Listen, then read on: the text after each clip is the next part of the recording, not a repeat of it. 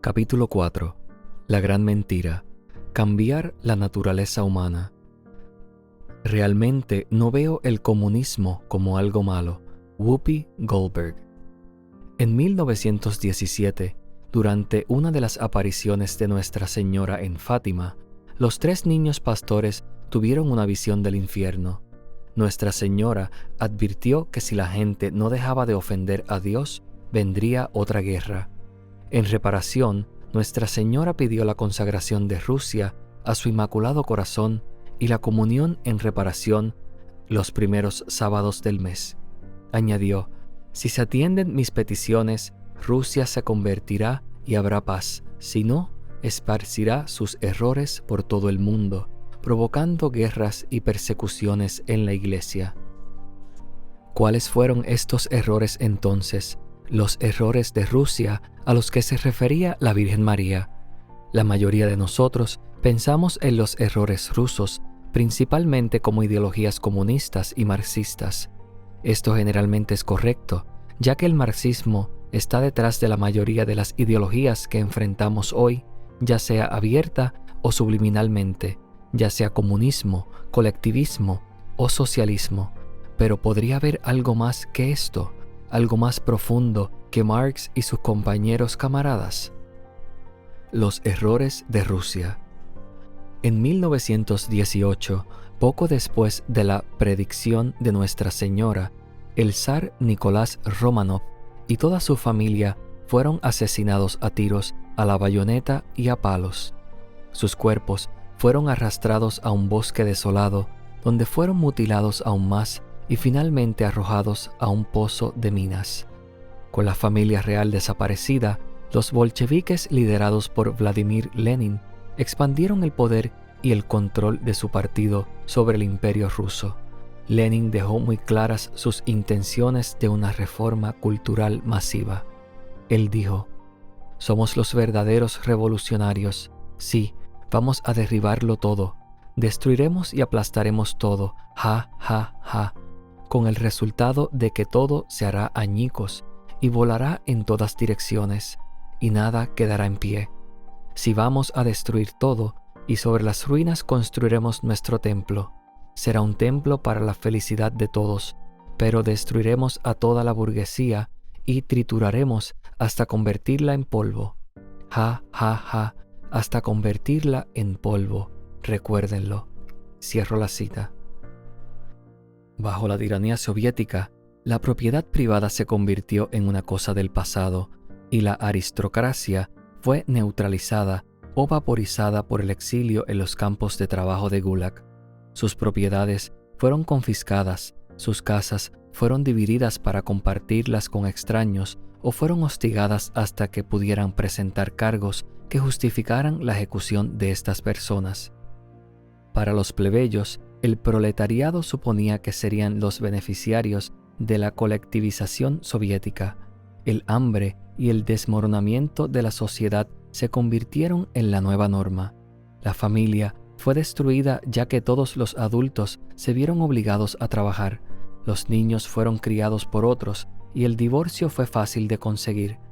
La fe cristiana ortodoxa se borró cuando las iglesias se convirtieron en almacenes y museos, o simplemente se destruyeron. Cuando los arietes derribaron la emblemática iglesia de Nuestra Señora de Kazán, los altavoces gritaron: miren, Dios no existe. Destruimos la iglesia de la llamada protectora de Rusia y no pasa nada. Cierro la cita.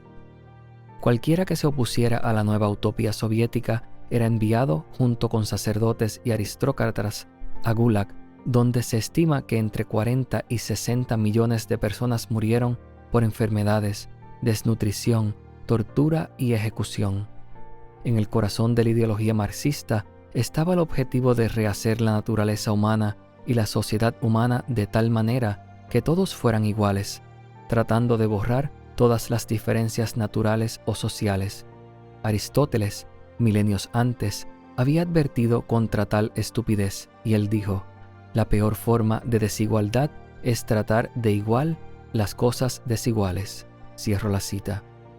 Mientras se disfrazaba de igualitarismo saludable, Con metas ambiciosas para cada compañero, la cultura rusa estratificaba y se convirtió rápidamente en un país de dos clases: los que están en el poder con recursos tomados de otros y los que no están en el poder con muy pocos recursos.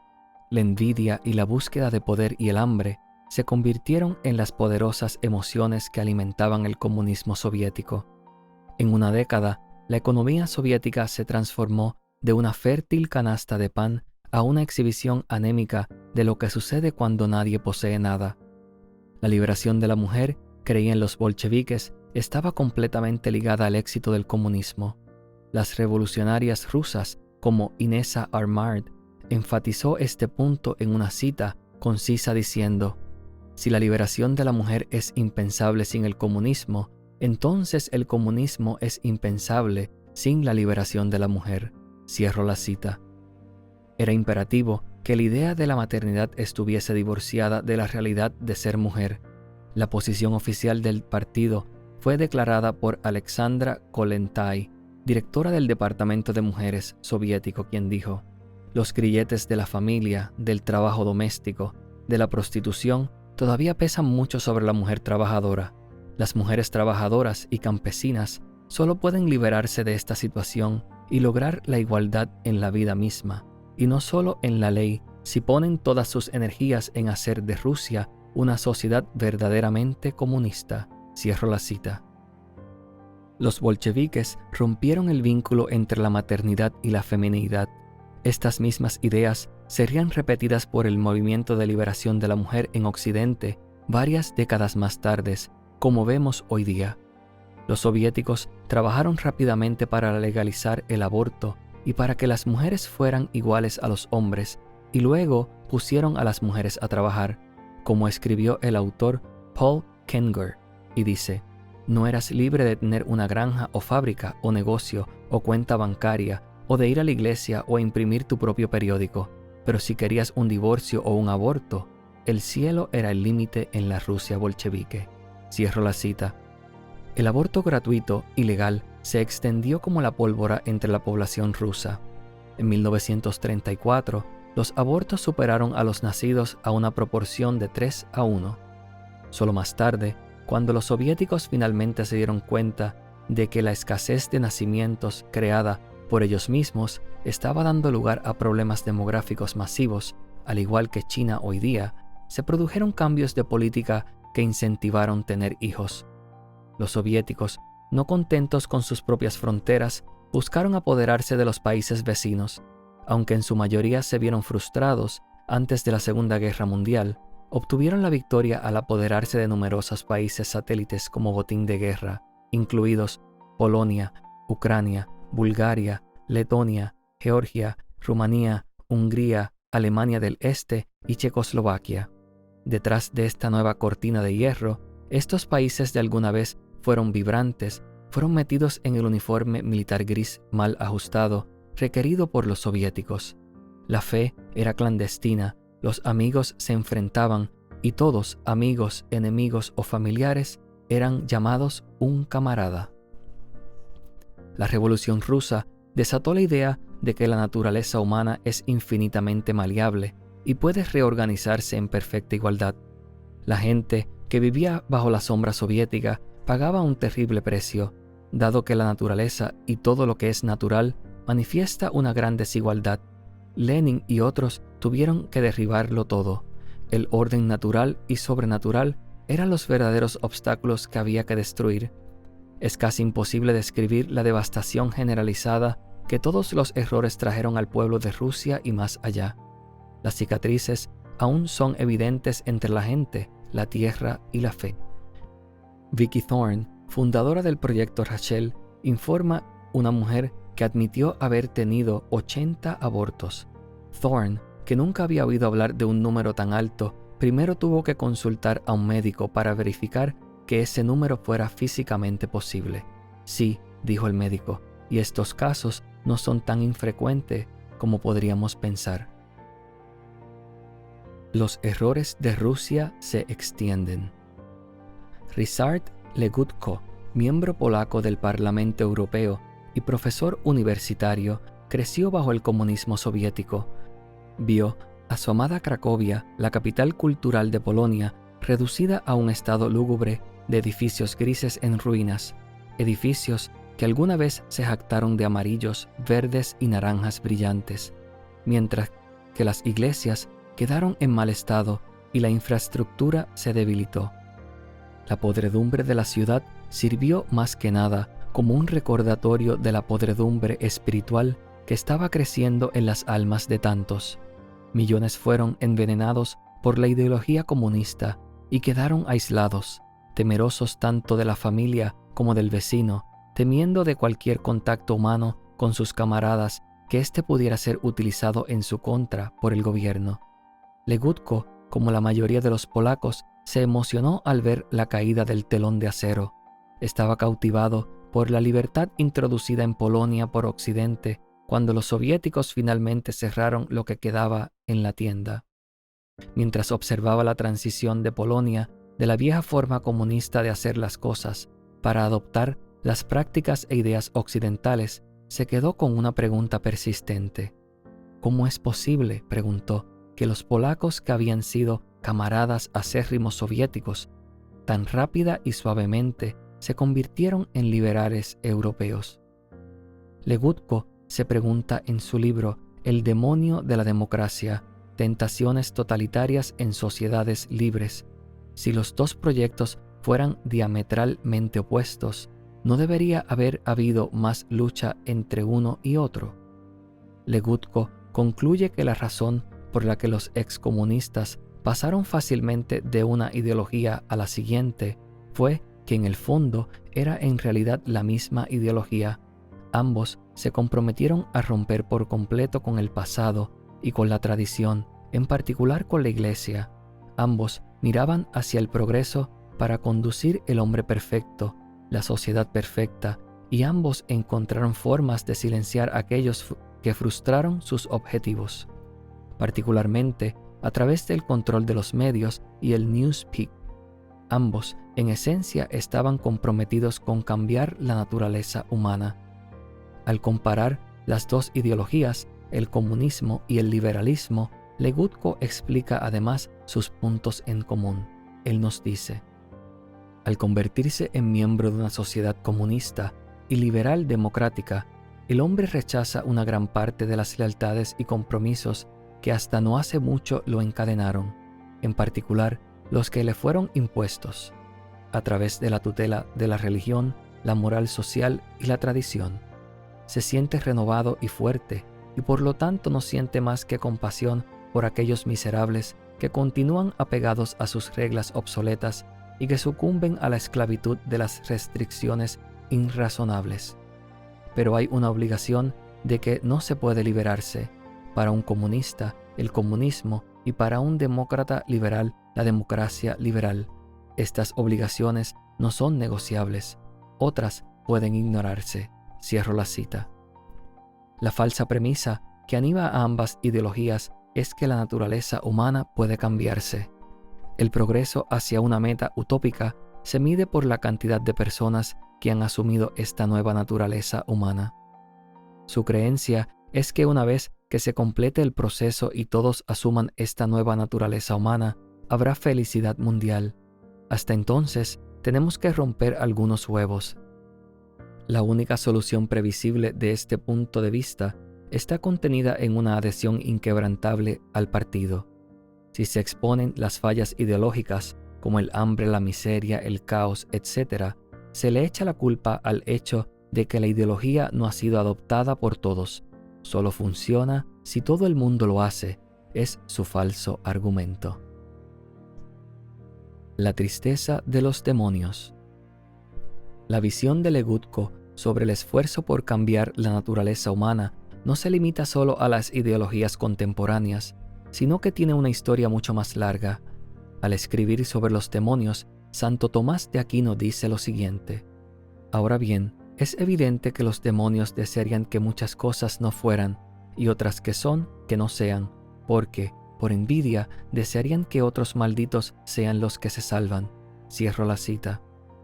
Entre los sufrimientos, los demonios tienen un tipo de tristeza eterna, porque no pueden cambiar la naturaleza humana. el psicólogo Mike Driscoll dice: los demonios son infelices para siempre porque quieren que la creación de Dios sea diferente de lo que es y nunca lograrán cambiarla a su gusto. Cierro la cita. Es curioso entonces considerar que esta eterna tristeza de los demonios está relacionada con su deseo de cambiar la naturaleza humana. No es sorprendente que las ideologías que emanan de los errores de Rusia también tengan este mismo impulso fundamental para cambiar la naturaleza humana. Esta perversión de la naturaleza humana está en el corazón de los errores de los que habló Nuestra Señora en Fátima. Los errores de Rusia, que se han extendido mucho más allá de sus fronteras, son, en última instancia, los que intentan hacer lo que el diablo desea: cambiar la naturaleza humana. Pero esto no se puede hacer. Así, los demonios están tristes ante la tarea imposible, y los contagiados con sus errores de Rusia se enfurecen y destruyen todo lo que no es de su agrado, como se ve en el espíritu antimariano. Los errores se vuelven virales. Los errores a los que aludió Nuestra Señora no son exclusivos de Rusia y Europa. Las promesas de la Revolución Rusa, que la naturaleza humana puede cambiarse, se fusionaron a la perfección con las promesas de la revolución sexual.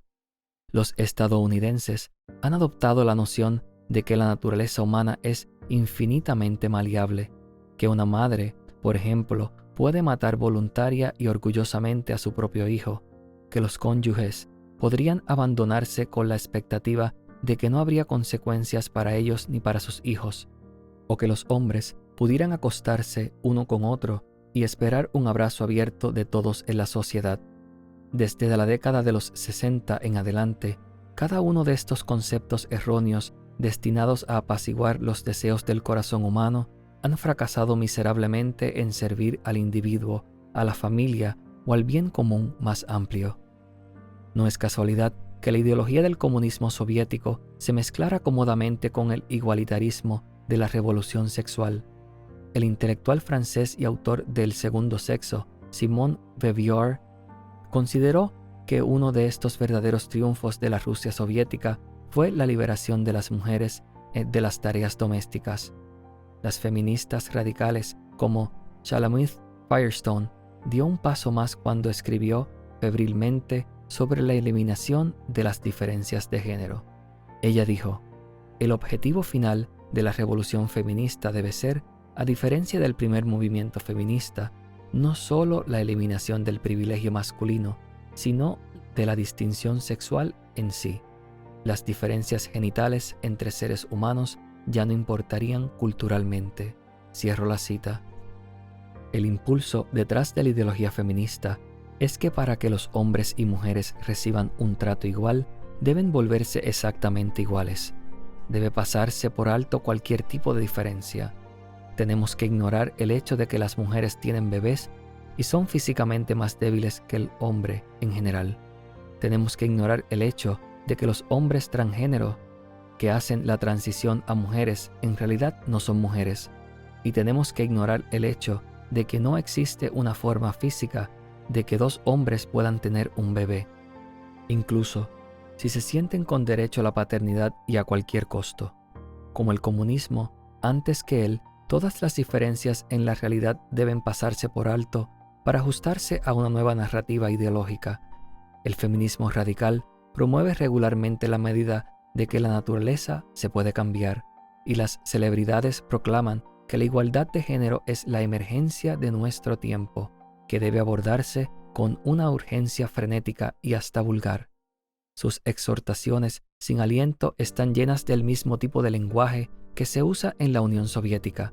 Palabras y expresiones como proelección, derecho de la mujer a elegir, derechos reproductivos, interrupción del embarazo, agrupamiento de células, producto de la concepción, antiaborto, antielección, todas encubrieron la realidad de la que hablaban. Estas falsas realidades han engañado a muchos.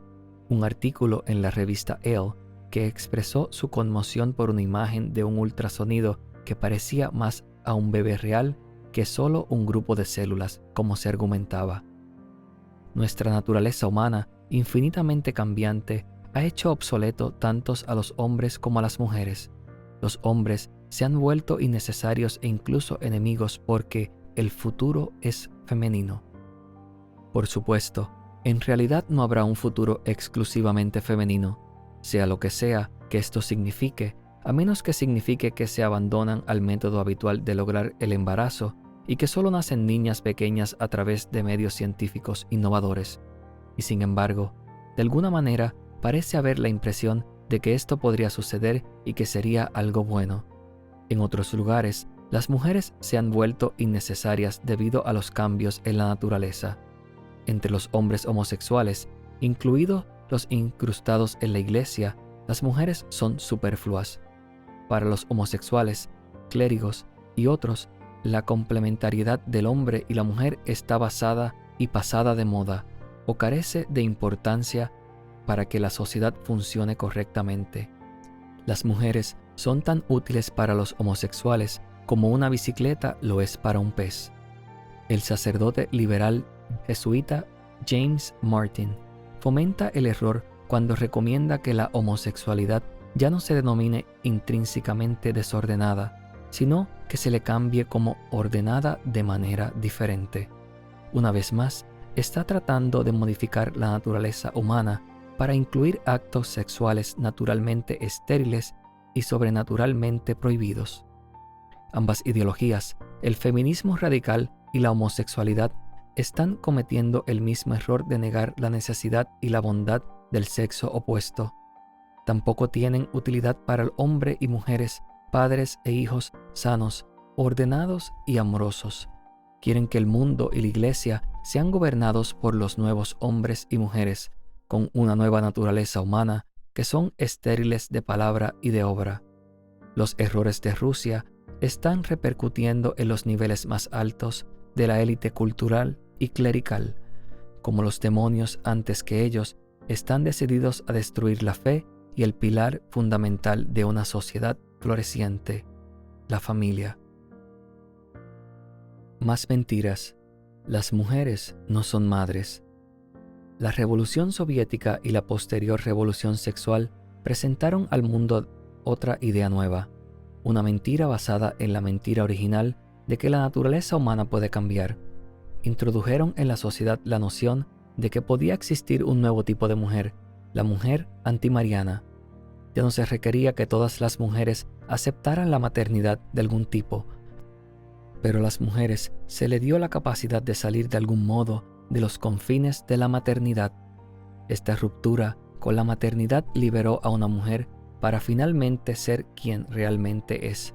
Podría ser reportera, directora ejecutiva, infante de marina o incluso transformarse en algo completamente diferente. Podría convertirse en él, en un hombre. Que las mujeres se consideren madres ya no formaban parte de su biología o de su pensamiento, porque ya no formaba parte de su ser. La maternidad fue accidental a lo que significa ser mujer. Podría suceder o no, pero no tocó el núcleo de lo que la mujer es, según ellas. En el libro La Gran Madre, el psicólogo Eric Newman profundiza en mitos e historias antiguas que representan mujeres y diosas. Uno de los principales temas que surgen sobre las mujeres es el concepto de que las mujeres son vasijas. Tienen úteros que cargan y protegen a los niños y llevan en sus corazones y mentes las necesidades y el ser de los demás. La realidad física del embarazo y la maternidad se duplica en las almas a nivel espiritual. Entonces, incluso si una mujer no es madre biológica, todavía está orientada naturalmente hacia la maternidad de otros, dándose para el cuidado y el bienestar de los demás. Como comenta Newman, las mujeres cargan con las necesidades, esperanzas, miedos, ansiedad y amor de los demás. También marinamos y cavilamos sobre nuestros seres queridos en un esfuerzo por mejorar sus vidas. Por esta razón, en las historias y en los mitos, las mujeres están simbolizadas por cosas como un barco, el océano, un horno o incluso un ataúd. Las ciudades también, el lugar donde la gente se reúne en busca de cuidados y seguridad, se piensa principalmente en lo femenino. como es evidente particularmente en las lenguas romances. Incluso la Iglesia se le conoce como ella. Arquitectónicamente, en el espacio más grande de una iglesia se llama la nave, refiriéndose nuevamente a un barco. A lo largo de la historia de la humanidad, este elemento de contención ha sido inseparable de lo que significa ser mujer, es decir, hasta el siglo pasado. A la luz de esta capacidad esencial de las mujeres para contener a los demás, Newman evalúa las figuras femeninas extraídas de la historia sobre cómo manejan sus cargos, puestos u obligaciones. ¿Son madres amables y amorosas o asesinas y peligrosas? ¿Ayudan a otros a crecer o los reducen y disuelven su personalidad? Newman concluye que podemos caracterizar a una mujer en función de cómo trata a los que le son confiados. La madre terrible, según Newman, es esa mujer que aborrece la vida y trata de destruirla cuando puede, incluso mediante el desmembramiento. La mala madre es la que controla a aquellos sobre los que se le da poder. Manipula a sus hijos, dejándolos en un estado de dependencia para que ella siempre tenga el control y estén encerrados en un estado infantil o subdesarrollado. Las buenas y las grandes madres están en la escala móvil de criar a los que están a su cuidado. Como una jardinera, esta madre conoce el equilibrio correcto entre el amor, afecto y compromiso para permitir que un niño finalmente se libere de ella. La diferencia entre la buena y la gran madre es la capacidad de la mujer para criar a un adulto plenamente maduro y floreciente. Newman proporciona un gráfico circular asombroso, donde los principales tipos femeninos y diosas se colocan respectivamente en la posición de una madre terrible, mala, buena o excelente. Todas las mujeres pueden ser consideradas dentro de este círculo. Hay un lugar para Lilith, Circe, Astarte, Kali, Demeter, Sofía, Isis e incluso para la Virgen María. Una vez más, cada uno tiene un lugar basado en su atención a las almas humanas. La naturaleza integral del análisis de Newman ayuda a revelar la mentira de que, de alguna manera, debido a la anticoncepción y el aborto, las mujeres pueden evadir su innata naturaleza materna. La verdadera realidad es que estos elementos no significa que hayamos salido de la maternidad, pero las mujeres contemporáneas, debido a su esfuerzo activo por destruir la vida de sus hijos, han pasado de ser buenas o grandes madres a imitar a las malas madres.